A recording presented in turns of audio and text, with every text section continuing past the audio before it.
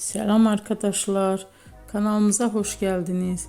Bugün yine sizler için sevilen oyuncularımız Can Yaman ve Demet Özdemir'den güzel sempatik fotolar hazırladık. Demet Özdemir Sana Bir Sır Vereceğim, Kurt Seyit Şura, Çilek Kokusu, Erkenci Kuş dizisinde rol almış. Herkes tarafından çok beğenilmişti. Biz de sizler için onların sempatik videolarını hazırladık.